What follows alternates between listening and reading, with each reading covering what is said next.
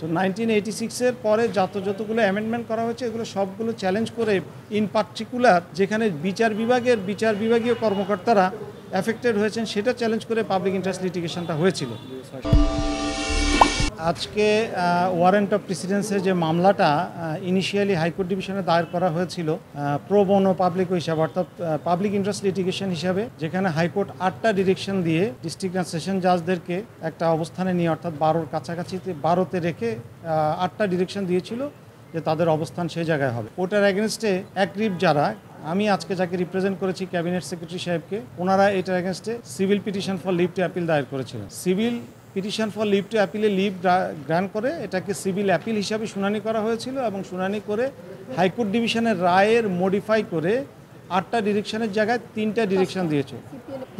তিনটা ডিরেকশন, মূল ডিরেকশন ছিল 3টা, আর সেখানে ডিস্ট্রিক্ট জাজদের অবস্থানটা 16তে নিয়ে আসা হয়েছিল এবং মাননীয় প্রধান বিচারপতির অবস্থানটা 3-এ নিয়ে আসা হয়েছিল। তো এই যে আই স্ট্যান্ড কারেক্টেড 5টা ডিরেকশন সম্ভবত, এই যে ডিরেকশনটা দেওয়া হয়েছিল, আজকে আমরা রিভিউ পিটিশন দায়ের করেছি। রিভিউ পিটিশনটা আমরা দায়ের করেছি ক্যাবিনেট সেক্রেটারির পক্ষে।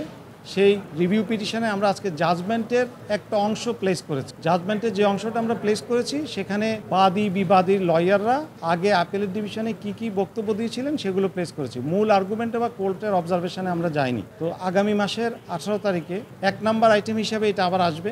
18 মেতে যখন আসবে তখন আমরা মাননীয় আদালতের যে অবজারভেশন সেই অংশটা প্লেস করার পরে আমরা আমাদের আর্গুমেন্ট কন্টিনিউ করব।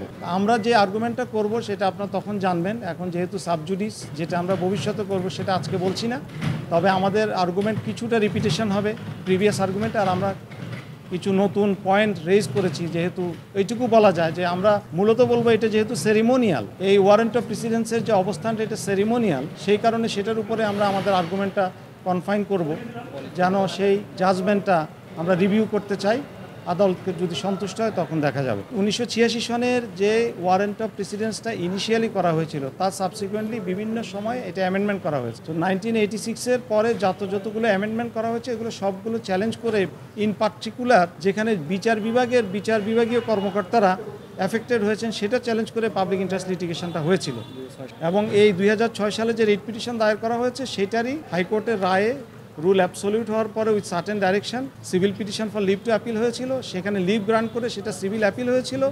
সিভিল অ্যাপিলে হাইকোর্টের রায়টা আংশিক বহাল করে ডাইরেকশনটা অ্যামেন্ডমেন্ট করে কিছু মডিফিকেশন করে রায়টা করা হয়েছিল। সেটার এগেনস্টে আমরা আজকে রিভিউটা শুনানি করেছি এবং 18 তারিখে আমরা বাকি শুনানিটুকু ক্যাবিনেট সেক্রেটারি সাহেবের পক্ষে করব ইনশাআল্লাহ। আমরা ওই যে বললাম যেহেতু সাবজুডিস, আমি যেহেতু 18 তারিখে আর্গুমেন্ট করব সেই জন্য এখন ওই বিষয়ে কিছু বলছি না। তবে আমরা আমাদের আর্গুমেন্টের, আপনারা যখন থাকবেন কোর্টে আমরা দেখবেন যে আমরা পুরো জাজমেন্টটাকে আমরা একেবারে যে অল্টার বা চাচ্ছি বা চেঞ্জ করতে চাচ্ছি বা রিভিউ চাচ্ছি তা না।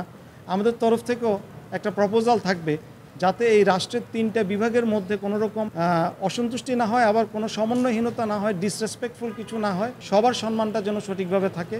আমরা আমাদের আর্গুমেন্টে সেটা চেষ্টা করব কোর্টকে কনভিন্স করার জন্য। So far the position of the honourable chief justice concern, এটা আমরা 18 তারিখে আর্গুমেন্ট করবো ইনশাআল্লাহ।